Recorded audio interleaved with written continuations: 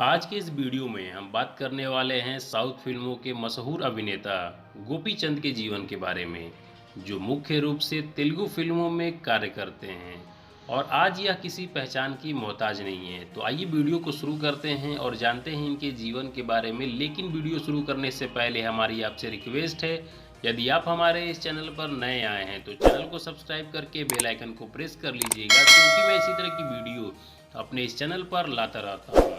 तो गोपी चंद का पूरा नाम टोटमपुड़ी गोपी चंद है। इनका जन्म 12 जून 1979 को आंध्र प्रदेश के तंगुतरु प्रकाशम जिले के निकट काकतीवरीपेलम में हुआ था, जो तेलुगु फिल्मों के अभिनेता हैं। आमतौर पर एक्शन स्टार और माचो स्टार इन्हें कहा जाता है। इनकी हाइट 6 फुट 1 इंच है और यह फिल्म निर्माता टी कृष्णा के सबसे छोटे बेटे हैं। और जब यह 8 साल के थे तभी इनके पिता की मृत्यु हो गई थी।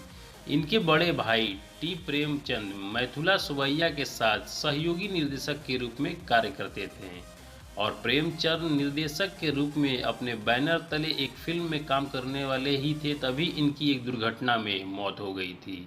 उस समय गोपी चंद इंजीनियरिंग की पढ़ाई के लिए रूस गए हुए थे, लेकिन वीजा मुद्दों के कारण यह अपने भाई के अंतिम संस्कार में शामिल नहीं हो पाए थे।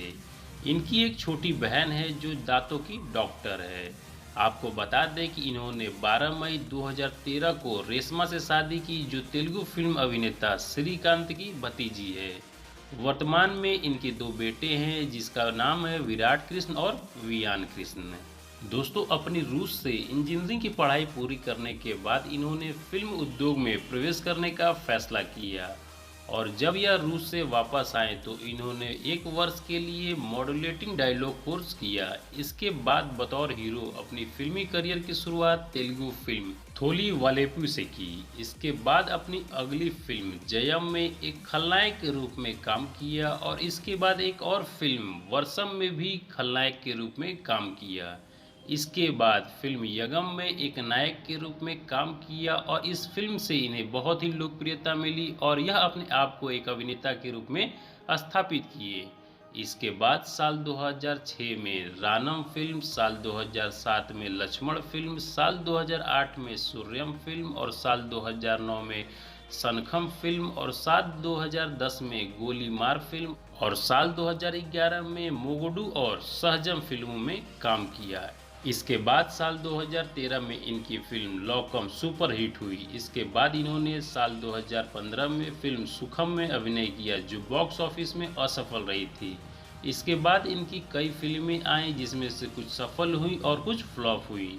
दोस्तों, आपको इनकी कुछ बेस्ट फिल्मों के नाम बता देता हूं। तो साल 2004 की सबसे बेस्ट फिल्म यगम थी। इसके बाद साल 2007 की सबसे बेस्ट फिल्म लक्ष्यम थी।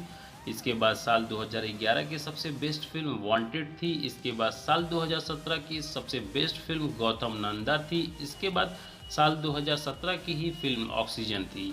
दोस्तों, ये रही साउथ के एक प्रसिद्ध अभिनेता गोपी चंद की बायोग्राफी। यदि आपको यह वीडियो अच्छी लगी हो तो वीडियो को लाइक करके चैनल को सब्सक्राइब कर लीजिएगा, क्योंकि मैं इसी तरह की वीडियो अपने इस चैनल पर लाता रहता हूँ। और यदि आप किसी और की बायोग्राफी के बारे में जानना चाहते हैं तो मुझे कमेंट करके उनका नाम बताइए, मैं आपके लिए उनकी बायोग्राफी अपने इस चैनल पर लाऊंगा।